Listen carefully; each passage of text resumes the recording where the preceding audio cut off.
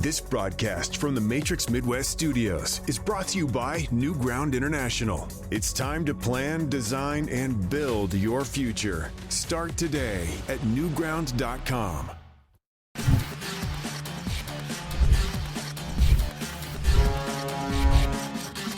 Offside Hockey, driven by Weber Automotive Group. Well, we welcome you into another week of Offside Hockey. Chris Kerber, Amy Mark scores with you. Glad to have you with us here on our set here at the Matrix Midwest Studios. A nearly perfect homestand. That's what we had. Close. We almost had a perfect homestand, 3-0. The Anaheim Ducks last night spoiled that party. We'll talk about that here in a little bit. A lot of different Blues nuggets to get to. We'll go around the National Hockey League.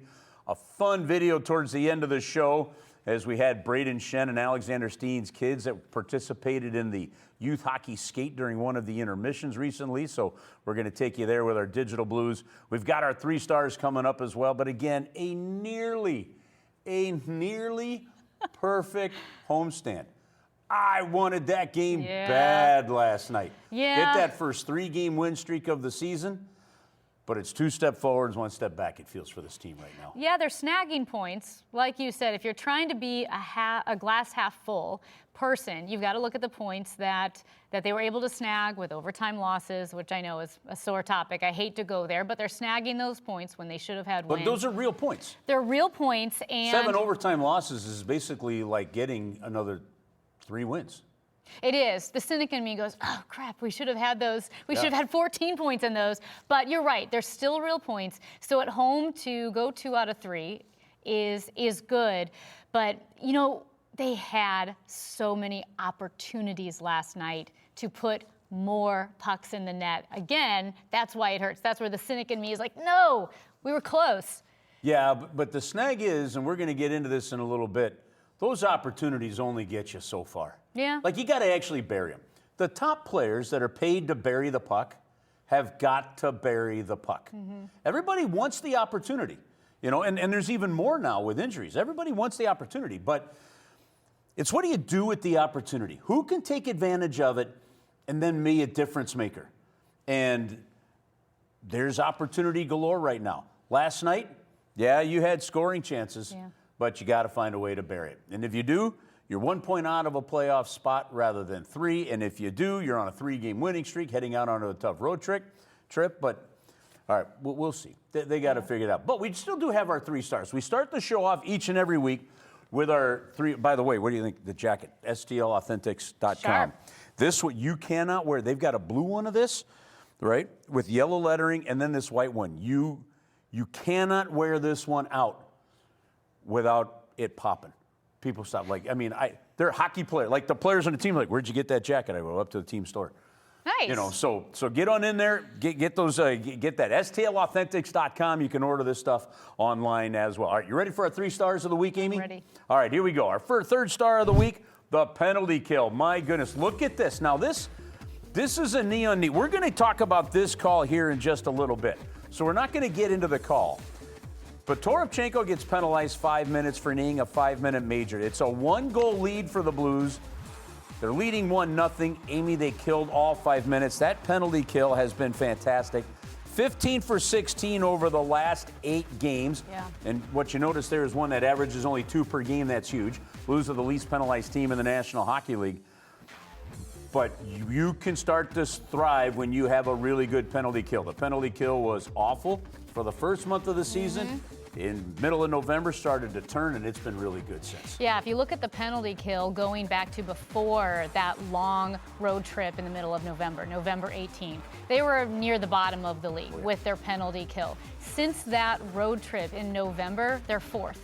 4th with their penalty kill, right around 94% success rate. So that is a game changer, especially if you're not scoring a ton of goals. And this team right now is not scoring a lot of goals. A good penalty kill allows you to be more aggressive. You take more chances. You go in harder. You're going to get called sometimes by just being aggressive. But if you know you can count on your penalty kill, you can play that way. If you're nervous and can't count on your penalty kill, you don't play that way. It's the same thing with having a good defense that doesn't allow a lot of goals.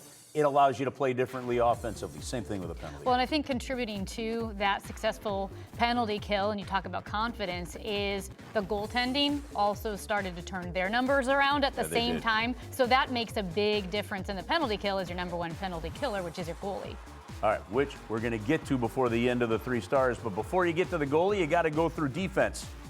Philip Broberg, our number 2 star of the week. He is leading the team in average ice time per minutes of late. He's been driving things offensively. He led to that Dylan Holloway goal. Instead of shooting it, because Jimmy Snuggerud had a center lane drive that drove the net on this one. You can see him stop right at the post there. But he drops it back to Dylan Holloway, who goes across the front of the net, and he tries to go underneath the glove of the goaltender. In this case, that goes above the blocker.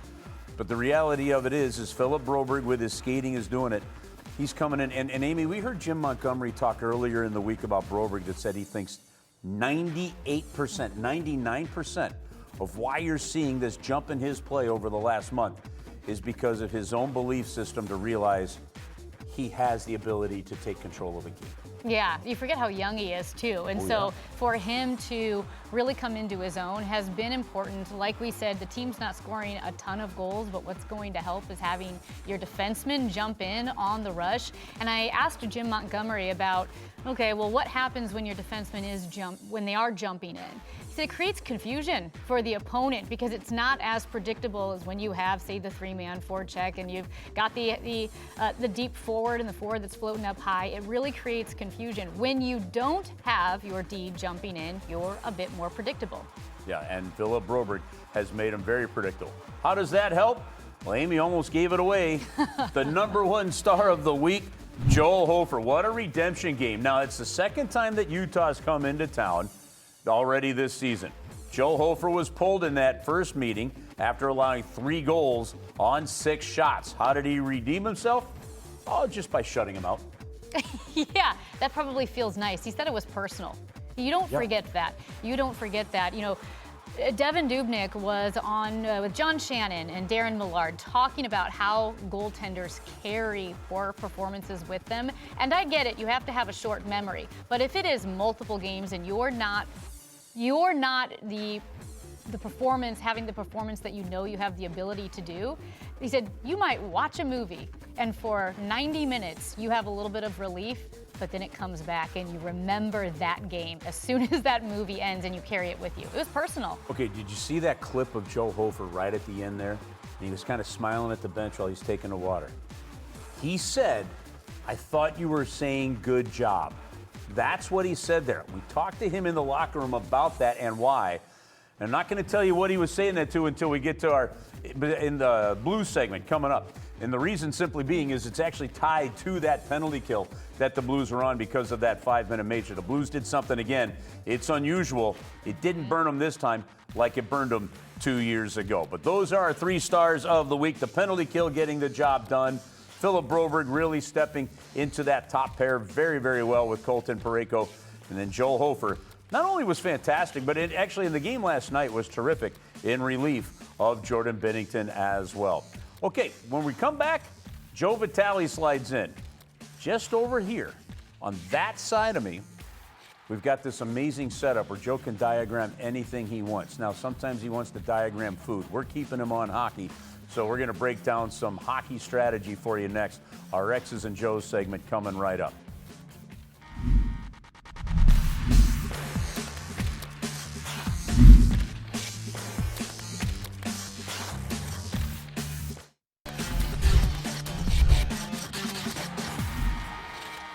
All right, welcome back into Offside Hockey. Each and every week, we give Joe the telestrator. He stands in front of it, and he diagrams different stuff of hockey. So this is where you grab the little ones. You grab the ones that want to learn something about hockey. Maybe you know somebody that's just new to the game of hockey and wants to learn certain strategies. Well, we were talking in the last segment about the continued growth of Philip Broberg. Joe Vitale is going to walk us through defending the blue line. All right, Curbs and Amy, thank you. Hey, it's school time. And we're going to talk about defending the blue line. I'm going to let a couple clips play. These were 2 goals that happened last month in Pittsburgh. We're going to see the goals, and then we're going to do the old Quentin Tarantino. We're going to go backwards. We're going to figure out why that happened. Okay, here we go. Here's the first goal there in Pittsburgh. you're going to see, what's it going to be? It's going to be an odd man rush. Of course, odd man rush, 2-on-1. You're going to see Nathan Walker. He's going to hit Bukestad, the former Penguin, on the back door. And we're going to see another look at it right here. Again, this is what everyone sees. This is the exciting part. Back door, tap in, Blues are on the board. But you know what? Let's back up. How did this happen? We're going to go back, and we're going to stop it right there. Let's talk defending the blue line, the gray area, winning the blue lines. You hear a lot in hockey. What are they talking about, winning the blue lines? I'm going to tell you what they're talking about right here. Okay? We're going to see it right here. This is the coveted ice right here. Blue line management, offensive and defensive. There's two blue lines on the ice. You got to be able to defend both. The Blues do a great job in this game, maybe the best of all games this season at defending the blue line, and you need two things. Number one, you need really good defense, gap control. Gap control means you got to be up. You have to force the offensive team to make a bad decision. In this case, the Pittsburgh Penguins. D are up. That's number one. Check. The other thing, backside pressure from the forwards. You see pressure there. So what you do is you end up just trapping the offensive team, and you're forcing them now to make a decision at the blue line that maybe isn't a healthy one. You're going to see this play out. Nathan Walker is going to step up. He's aggressive. He smacks it out of the air. The Blues maintain control of the defensive blue line. Of course, then it leads to an offensive chance for Nathan Walker, Nick Bukestad, and just like that, the Blues are on the board, and that one felt good for Nick Bukestad. You're going to see the odd man rush, one more look at it, but it all originates from the defensive blue line. A heck of a job by Tyler Tucker. You're going to see another one right here. We're going to let this just play out. This is the second odd man rush we saw here in Pittsburgh. It's going to be Jordan Kyrou's goal from Braden Shen. Here's one more look at it, and then we're going to back it up. Here it is, Braden Shen, Jordan Kyrou, 2-on-1, goal. How does it happen? Let's back up. Here's the replay. Here's the live shot, and I want to pause it right here. Again, defensive blue line. This is the area you have to defend very well. You have to defend this area very, very well. You got Dylan Holloway right here working on two Pittsburgh Penguin players. This battle, it's important. It really matters. There are players in the National Hockey League that play close to 1,000 games by just managing the blue line and winning battles and getting them out. You're going to see Dylan Holloway wins a battle not only on one, but on two Pittsburgh Penguin players, and then it's just off to the races. Braden Shen gets a really nice jump. Jordan Kyrou, backdoor tapping. Right here. Holloway, bang. Reloads quickly, stick, good. Keeps going, a little chip right there, and all of a sudden, you create a 2-on-1. Back of the net, easy as pie. Defending the defensive blue line. Remember, it requires two things. You got to have D, they got to get up, they got to absorb the rush, but they got to keep that gap really tight. That's number one. When you have good backside pressure, that's number two. And ultimately, you have to have the willingness to compete and win battles. And if you do that, Curbs and Amy, we're going to see more odd man rush goals for the St. Louis Blues team this year. Back to you guys. Joey, thanks. And what is so fantastic about that to me is the Blues had to reset. It feels like they had to reset everything coming out of camp. Mm-hmm. Whatever they started with wasn't working. So they reset the defensive zone, and the turning game appears to be that game in Toronto, where the Blues suffered the overtime loss. Having said that, when they start defending those lines the way Joe just described, then you will see more offensive rushes. Then your offensive skill can come in. The Blues have had to focus so much on their own end, it hasn't stepped to the offense. When you talk to guys like Braden Shen and others, they think it's coming. It's been a bit of a building block approach. But defending those blue lines is huge. Yeah, it's a high consequence area because if it's the defensive zone, it's your own blue line. Obviously, you're unable to protect it. You might have an odd man rush. They've got sustained pressure on the offensive side. And we saw this when things weren't working with the Blues. When the offense wasn't connecting, you have those missed passes or a bouncing puck at the blue line inevitably would turn into an odd man rush, a breakaway, some sort of grade A scoring chance. The other thing I'd say real quick is, to Joe's point, if the defensemen are backing up off that blue line and you give the line to the opposition, now they can get pressure on you in your own zone. And that's why stepping up, and you hear defensive gaps are so important at the blue lines. All right, from injuries to penalty killing to standings and even more.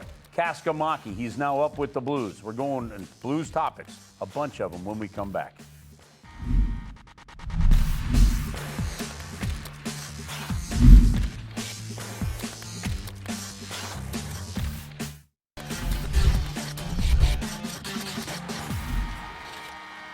All right, welcome back into Offside Hockey. Chris Kerber, Amy Mark scores with you. We come every single Wednesday night through your TV into your living room, and we just talk hockey for an hour.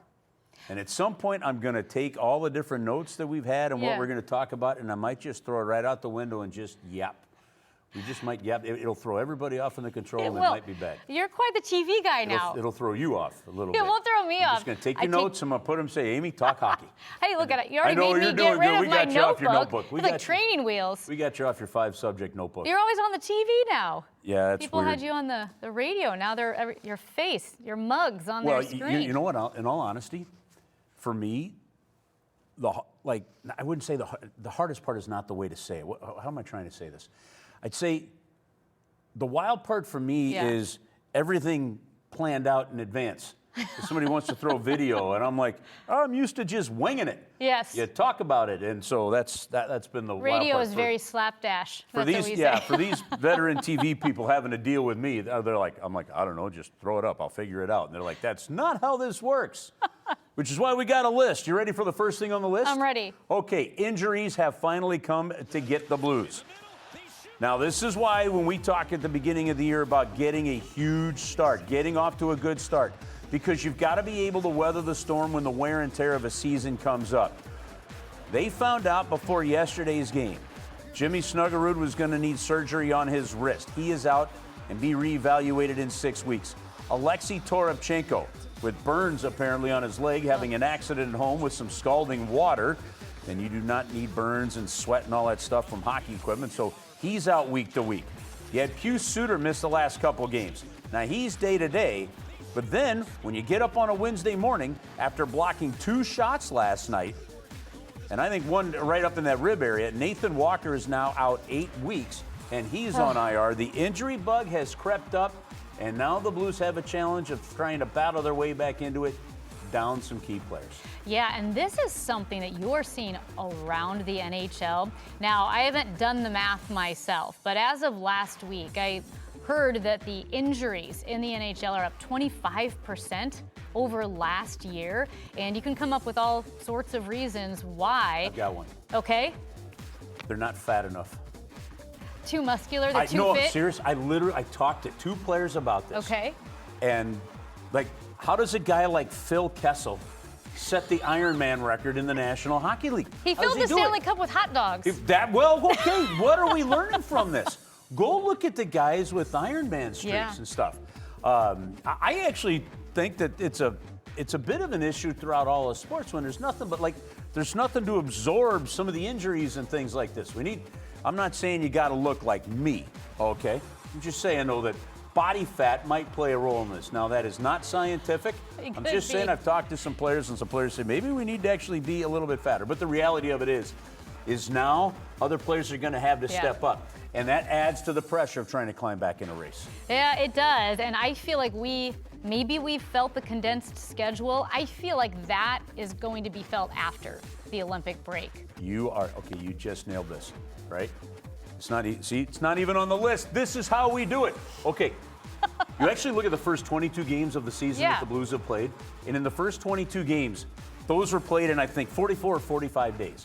If you go back and you look at the last 10 years, non-COVID seasons, they've played their first 22 games in right around that 44 to 48 days. The condensed schedule, it's going to feel a little bit here in December, and it's going to be more after the Olympic break. We haven't felt it, really. I don't think you felt it. Yet. I think the injuries are just injuries, and the Blues right now are dealing with a lot of them. So how do you deal with it? You call a guy up. You hope he can get in. The weather hits, and, well, he was unable to get there. He was sitting on the tarmac about an hour and a half before game time because they didn't have a place to park the plane. But Alexei Kaskamaki gets called up. You can call him Alec, A-L-E-K. His first name, Alex Anteri is his first name, Kaskamaki. And Amy, this was the first call up from a standpoint of one of these, prospects that the Blues drafted. They were high on him. He was great last year, didn't get a call-up. Alexander Steen extremely excited about this player. As smart as Jim Montgomery put it, 200-foot player, and you know this, when you're a young player and you get called up and you're told that one of the reasons you're getting called up is how good you are, the 200-foot game, more defensive-minded than offensive-minded, that's a compliment. It is, and that's something that Jim Montgomery had said going back to training camp. And I will say, from the human element of this, here you are, a young kid, thinking, oh my gosh, I've been called up. I'm going to make my NHL debut. And you're stuck at Carousel 6 at Lambert because your plane didn't have a gate and it was delayed because of the weather. And now you're listening to the pregame show. You're listening to Alex Ferrario, and you're waiting for your luggage. You want to know the funniest part about that? Yeah. Springfield, Massachusetts, where the Blues minor league affiliate is in the American Hockey League. That's their American Hockey League team. It is a 90-mile drive. It's just under an hour and a half to drive from Springfield into downtown Boston. Kaskamaki got called up from Springfield to fly here through the weather, didn't make it in time to play. You know where he's going to make his NHL debut? In Boston? Tomorrow, in Boston. So he could have saved him a whole heck of a lot of headache, and he could have just driven straight through into there. All right. Look, Jordan Binnington had played 3 or 4 really good games. He ends up getting pulled in the game last night against Anaheim after 2 goals on 5 shots. Now, he wasn't happy about it. Well, we saw some of that competitive fire. He was at the rink right before we taped the show today. He had talked to the media. I was there when he talked to the media. He said, look, I'm just a competitive guy. My instincts took over. I was fired up. This was the goal right here that had Jim Montgomery change goaltenders. That's the coach's prerogative. Jordan did not talk after the game last night, so he was made available to the media today. Jim Montgomery addressed it last night, and you could see he was frustrated with it. But, this is a Blues team that's trying to build something, and the expectations are high. We saw some of Jordan Binnington's competitive fire. Yeah, we did, and I would rather have my goaltender fired up, angry, whatever it is, than apathetic, right? You know he's a fierce competitor. It's interesting because going into this season, I know we were very high on the goaltending tandem. I'm still high on them. I know Binnington's going to turn it around. It's been a tough start. And they have in the month of November. And they have turned it around. And I do think there's something to be said for having a tandem. Going back, just listening to Devin Dubnyk talk about when he was having his struggles in Edmonton, he had Nikolai Habibulin going through it with him. Like, it wasn't all on his shoulders like it might be for Stuart Skinner in Edmonton now. Look at what's going on with the Winnipeg Jets and their goaltending situation with Hellebuck injured, and they have struggled ever since then. But we saw the fire from Jordan Binnington. It's all quelled, and they should say, we're keeping the conversation, whatever was said between me and the coach, and that is the way you wanted to handle it. And so that part aside, it'll be interesting to see how the Blues go, because what has really happened here, Amy, is Joel Hofer has stepped up into a way that, like, if you are a team that is going to turn things and keep going in the right direction, there's clearly these 2 goaltenders pushing themselves right now the way it should be. Yeah. But the part that's always been wacky, like we'll go back over the last year and a half, it's crazy how close the goals against averages and the save percentage of these 2 guys has been, which tells me it still is a bigger team issue than a goalie issue. It was a goalie issue, I think, for the first month of the season. These guys have definitely cooled it down. All right, well, the Blues are doing a better job of keeping the puck out of the net, but it's come at the cost of the offense and the offensive struggles. And Amy, you look at this. You talked about this last night. Missed opportunities really cost you this hockey game against Anaheim. Yeah, what were they, 0 for 6 on the power play? You have to take advantage of the power play. They're not able to do that. And not only do you see missed opportunities for the shots that they're getting off curbs, I wish they would shoot more. I'm that one fan who's finally yelling shoot. I think they might be right. The Blues are at the bottom of the league, shots per game. I think they need a little bit more of that shoot first mentality at this point. Just throw it at the net. Again, that's me as a fan speaking, but I am frustrated because they get so few opportunities that you'd have to capitalize on them. you know, when your offense struggles, the one thing, Ken Hitchcock talked about this a lot. Ken Hitchcock believed in that funneling it to the front of the net. And then you create the chaos there, the puck goes, and then you recover it. If you're a relentless forecheck team, like a Craig Berube team, like the team that Jim Montgomery wants to have them play, then you can go get the puck back. But you still got to funnel it to the front of the net.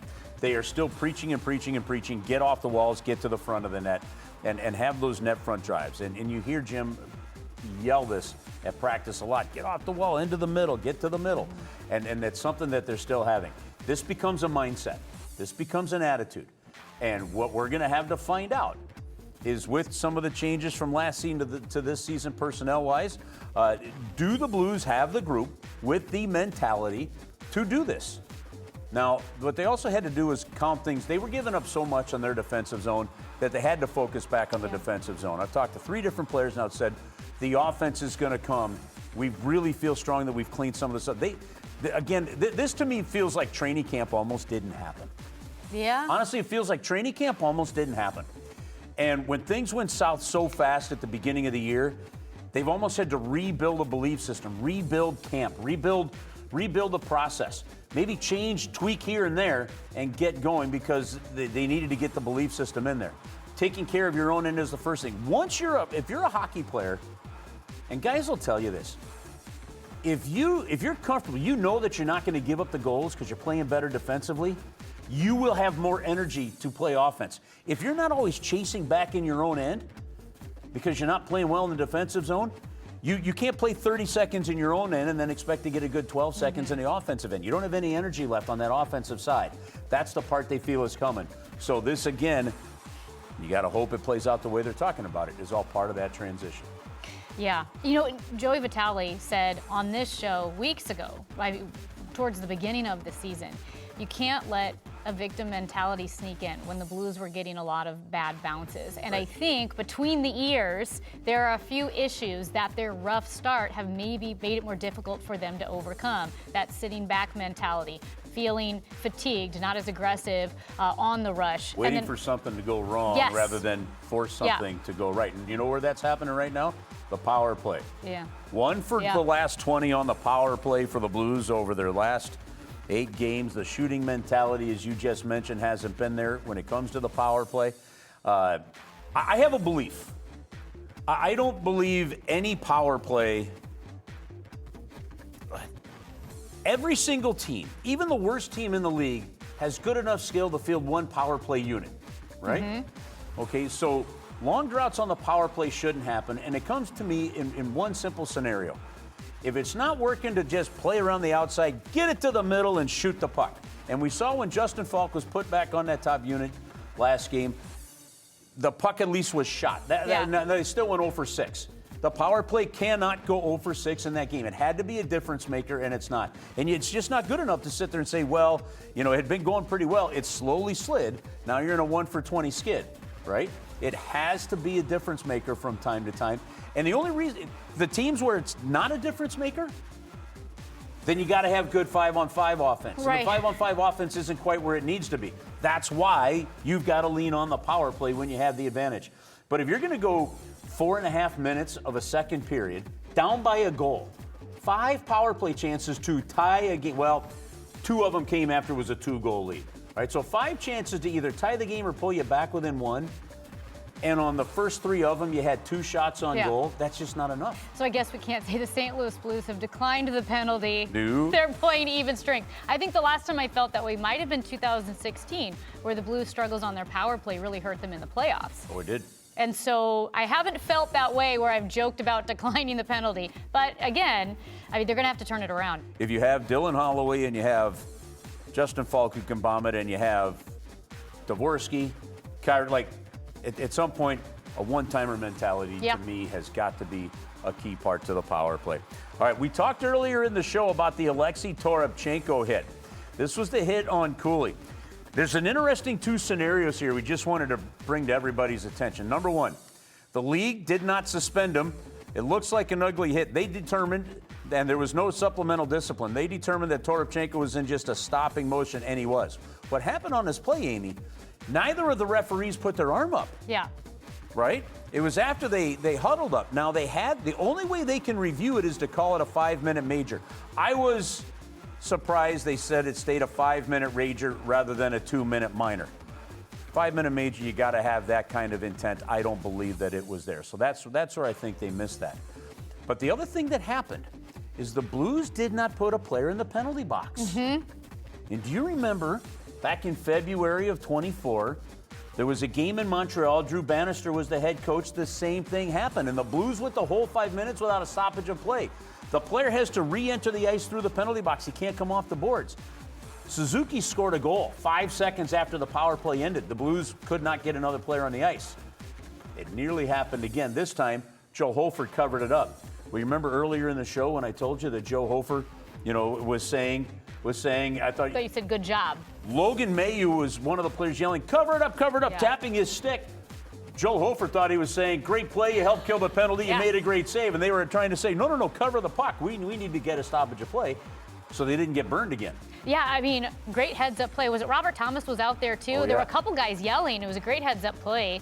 Skated right to him and said, cover it up. Yeah, I wasn't even thinking about that. I was still wondering about, can you review a non-call?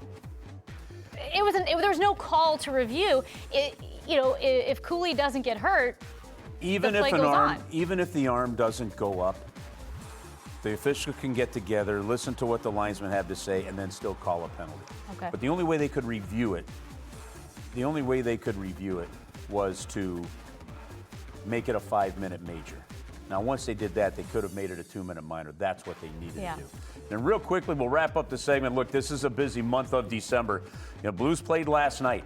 15 games in the month of December. You can see the home games right there. 8 of them at home, 7 of them on the road. A big, tough road trip coming up for the St. Louis Blues here as they're going from Boston into Ottawa into Montreal. Now, here's the opportunity missed last night. All right, the Blues had a chance to jump a little higher in the standings and pull to within 1 point. Seattle played Utah yesterday with 1 point of a playoff spot. Is it too early to scoreboard watch? Yeah, maybe a little bit so. But you still want to find a way to keep adding to it. And why do we say that that's really important here, Amy? It's simply because if you go back over their last 13 games, they've actually only lost 3 games in regulation.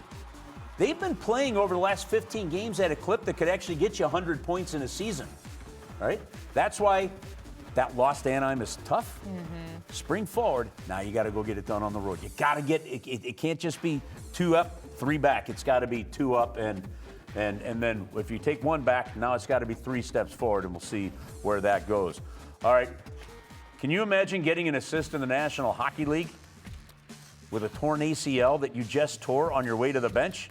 It happened. That and more around the National Hockey League when we come back.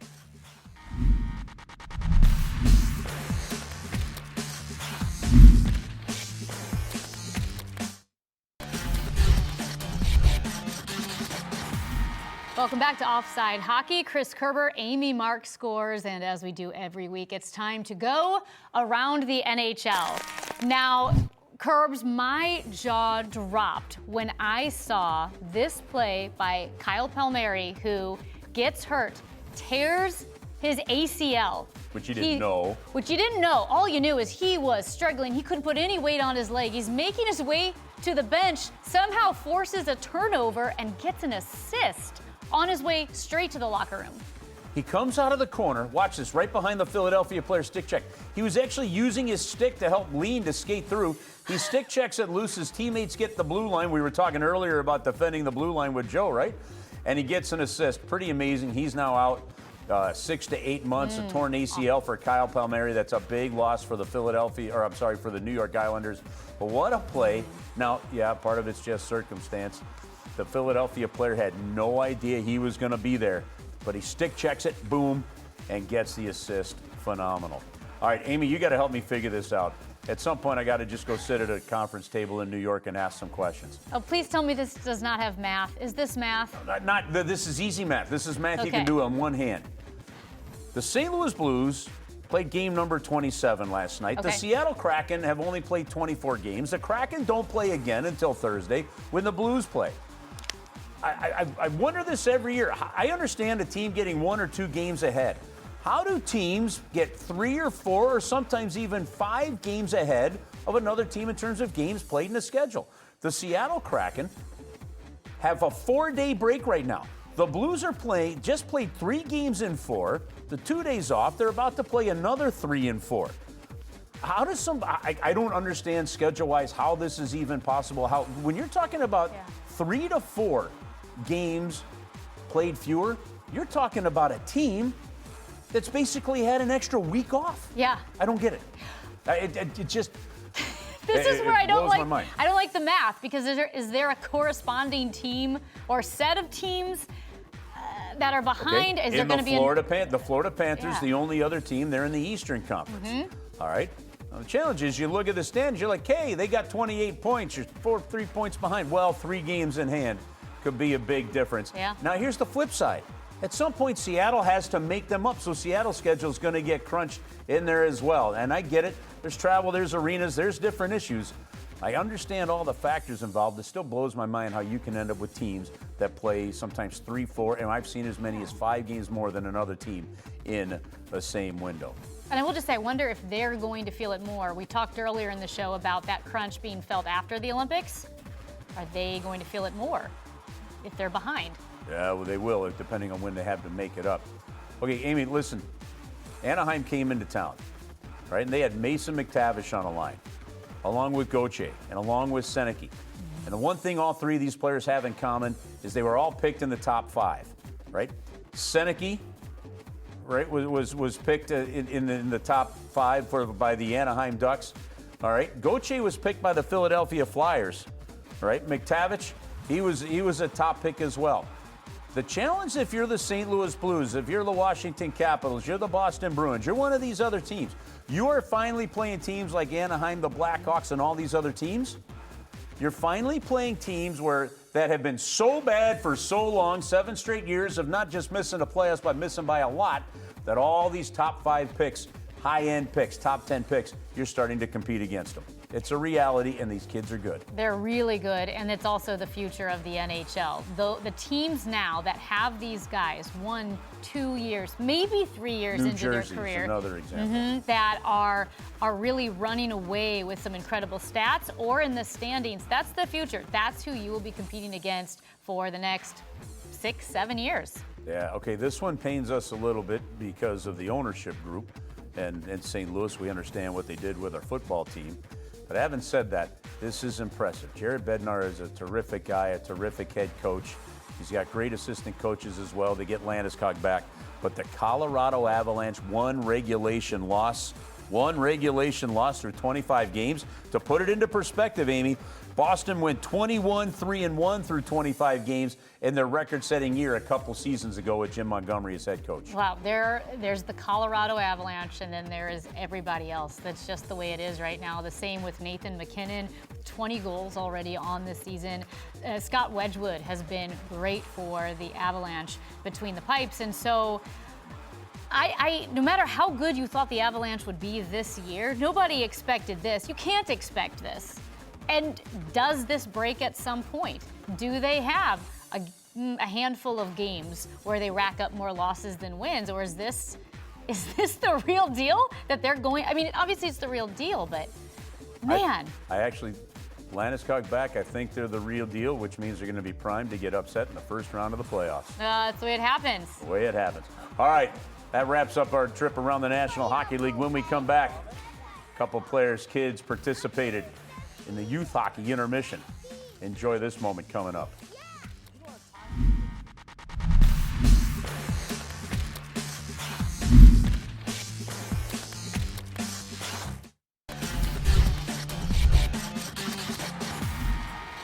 Welcome back in. I love the human moments of hockey in our Digital Blues segment.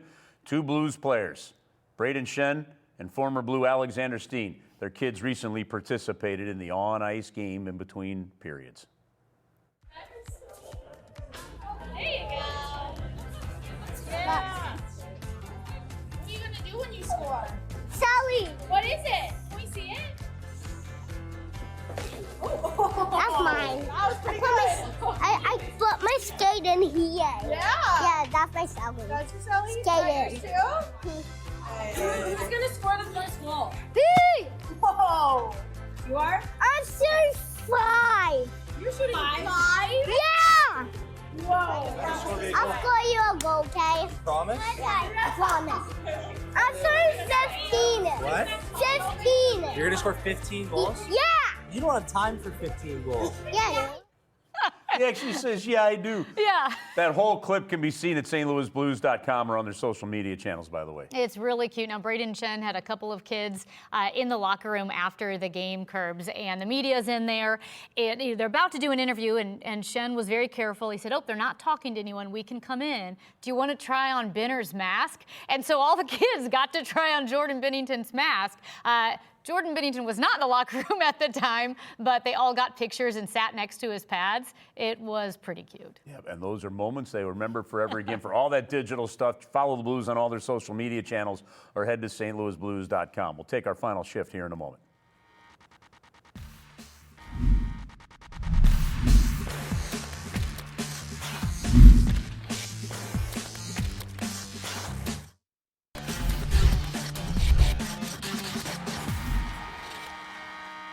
All right, welcome back into Offside Hockey. Amy, we talked about the missed opportunity with that game against Anaheim to climb to within 1 point of a playoff spot.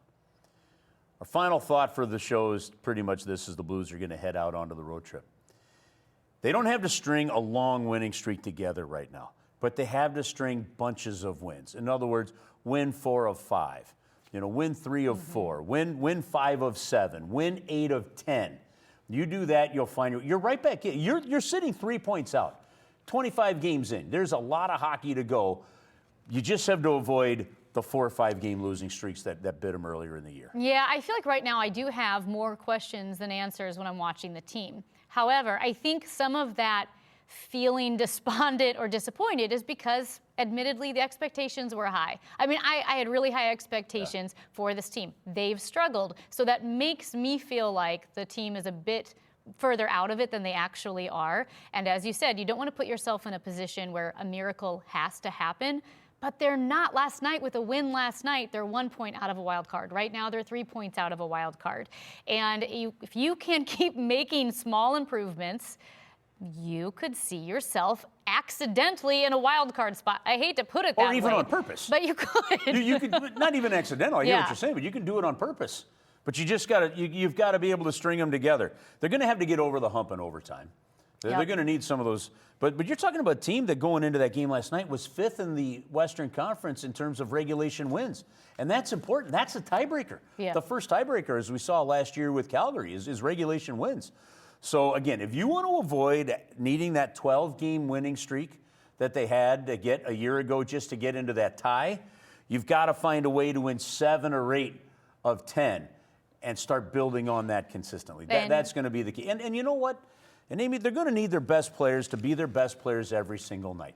It can't be, boy, this guy just had a really good game. It's got to be, we're now seeing that for 6, 7, 8 straight games, both productive-wise and away from the puck. And we talked about the opportunities that they had last night, not just in grade A scoring chances, but also in the power play. You can't be frivolous with any advantage that you get. You have to take advantage of it. And I think in order to take advantage of it, they need to shift to that shoot-first mentality. Be a bit more aggressive.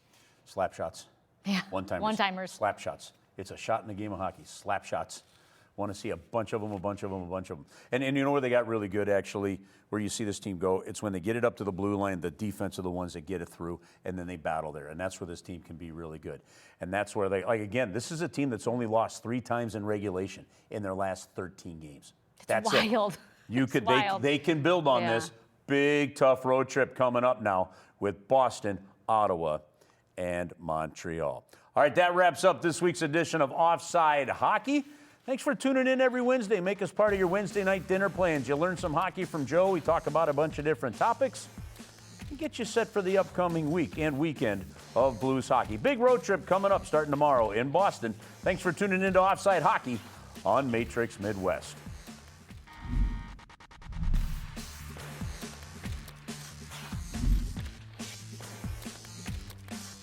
Offside Hockey, driven by Weber Automotive Group. This broadcast from the Matrix Midwest Studios is brought to you by New Ground International. It's time to plan, design, and build your future. Start today at newground.com.